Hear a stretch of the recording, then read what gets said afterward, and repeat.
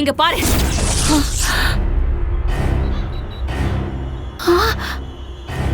இது எங்க குடும்ப பிரச்சனை.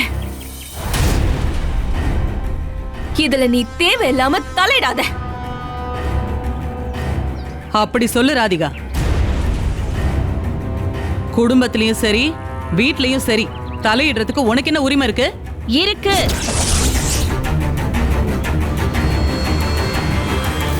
எனக்கு எல்லா உரிமையும் இருக்கு. அவ கெடுக்கணும்னு நினைக்கிறது தனத்தோட வாழ்க்கைய, என் பொண்ணோட வாழ்க்கைய. என் பொண்ணோட வாழ்க்கைய அவ வாழணும்னு நினைக்கிறப்போ அதை பார்த்துட்டு நான் சும்மா இருக்க முடியுமா? ஆமா, பெரிய மகளா மக. நீ ஏன் இந்த வீட்டுக்காக தான் அவளை மகன்னு சொல்லி கொண்டாடிக்கிட்டு இருக்க. நீ இத பத்தி எல்லாம் பேசக்கூடாது. இத பாருங்க, நான் நடுநிலையா நின்னு பேசிக்கிட்டு இருக்கேன். அந்த பொண்ணு பண்றது தப்பு. இந்த ஊர் உலகத்துல யார்கிட்ட கேட்டாலும் நியாயமா இருக்கிறவங்க இதத்தான் சொல்லுவாங்க. நல்லா இருக்கிற புருஷன் பொண்டாட்டிய பிரிச்சு நடுவுல வந்து உட்காரணும்னு நினைக்கிறது கேவலம். சி, அசிங்கம். இத தடுக்கிறதுக்கு நான் என்ன வேணாலும் பண்ணுவேன்.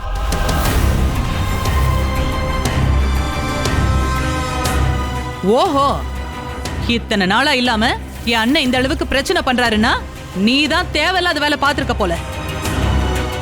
ஆமா, நான்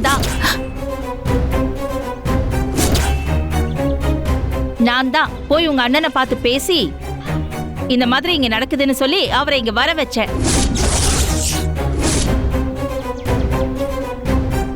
பெரிய மனுஷியா வயசுக்கு தகுந்த மாதிரி நீங்க நடந்திருந்தீங்கன்னா நான் இந்த காரியத்தை பண்ணிருக்கவே மாட்டேன். அடி பாவி, ஒண்ட வந்த பிடாரி ஊர் பிடாரிய விரட்டிச்சான்.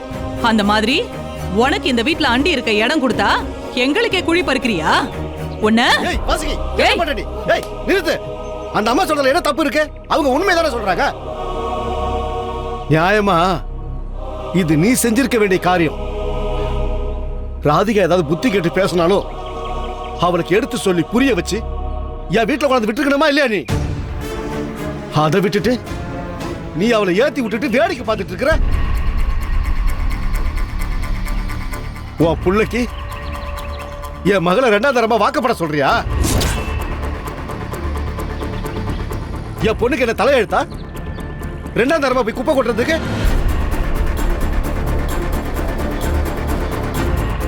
இதே இடத்துல உன் பொண்ணு பூர்ணி இருந்திருந்தா நீ இப்படி ஒரு வேலையை பார்த்துக்கிட்டு இருப்பியா?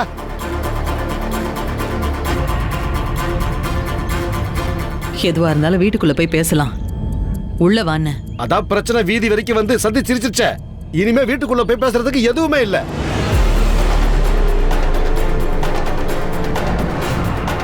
உன்னால ஏதாவது நல்லது செய்ய முடியும்னா அவகிட்ட சொல்லி புரிய வச்சு அவளை மரியாதை வீட்டுக்கு அனுப்பி வை. இனிமே அவ வாழ்க்கைய நான் பாத்துக்கிறேன். முடியலன்னா நீ ஒதுங்கிடு.